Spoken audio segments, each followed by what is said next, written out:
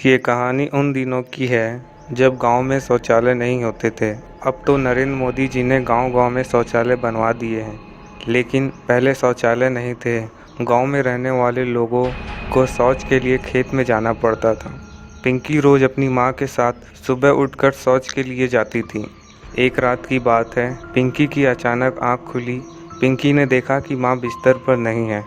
पिंकी ने समझा कि माँ शौच के लिए जंगल चली गई है। तो वह उठी और खुद भी जंगल की ओर चल पड़ी। उसने सीढ़ियों से उतरते वक्त घड़ी में समय देखा, 5 बज रहे थे। घड़ी को देखते हुए पिंकी कमरे से बाहर निकली।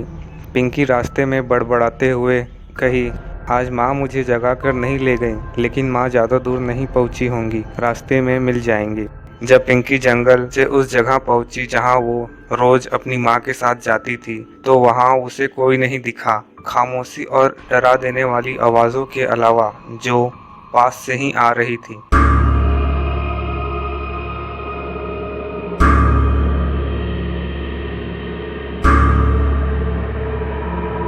वैसे तो यह आवाज़ें रोज ही आती थी, लेकिन माँ उससे हमेशा कहती थी, इन आवाज़ों से डरना नहीं। सियार को एक जोर से पत्थर फेंक के मारो तो यह भाग जाते हैं। लेकिन आज पिंकी उन आवाज़ों को सुनकर डर रही थी। डर के मारे पिंकी की सांस रुक रुक कर आ रही थी। पिंकी जैसे ही घर जाने के लिए मुड़ी, उसने खेत में थोड़ी दूर किसी को देखा जिसने सफ़ेद कपड़े पहने हुए थे। देखने से लग रहा था मानो कोई औरत हो। उसने दूर से ही उस सफ़ेद कपड़े वाली औरत को आवाज़ दी, माँ माँ, लेकिन उधर से कोई जवाब नहीं आया। पिंकी खेत में थोड़ी और आगे उस औरत की तरफ बढ़ी और फिर आवाज़ दी, माँ माँ, क्या वहाँ आप हैं? मैं आपसे आज बहुत गुस्सा हूँ। आज आपने मुझे अपने साथ लेकर क्यों नहीं आई? पिंकी के इतना कहने के बाद भी वहाँ से कोई जवाब नहीं आया। पिंकी को बस उसकी चूड़ियों की आवाज़ आ रही थी। वह माँ की आभास उनकी चूड़ियों से कर देती थी।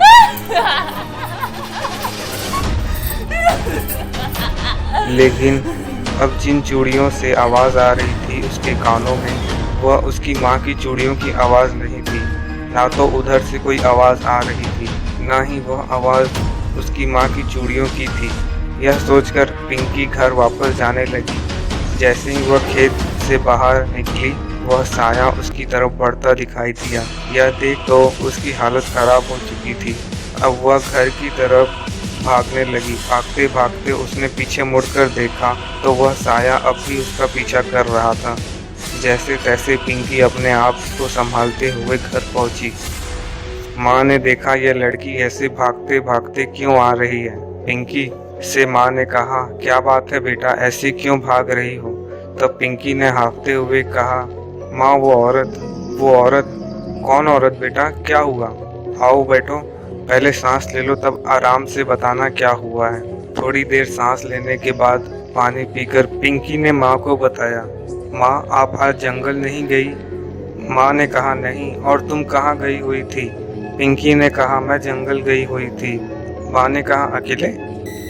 पिंकी ने कहा, नहीं माँ, मैंने सोचा आप आज जल्दी चली गई थी जंगल, इसलिए आपके पीछे पीछे भी चली गई। मुझे नहीं पता था कि आप आज गई ही नहीं हैं, और मैंने घड़ी में भी समय देखा तो 5 बज रहे थे, तो उस समय जाने में मुझे कोई डर नहीं लगा। इस पर माँ ने कहा, लेकिन बेटा घड़ी तो कल शाम 5 बजे से ही बंद पड़ी है। अब तो पिंकी के पैरों तले जमीन निकल गई। अब वह समझ चुकी थी कि मैंने जो सफ़ेद कपड़ों में औरत देखी थी वह कोई इंसान नहीं थी। माँ ने पूछा भी कि क्या हुआ, तूने बताया नहीं? तब पिंकी राहत की सांस लेकर चुप हो गई और माँ से बोली, कोई बात नहीं है माँ, बस थोड़ा सा डर गई थी और कुछ नहीं। आज तक पिंकी उस हादसे को भुला नहीं पाई और शायद ही ना कभी भुला पाएगी।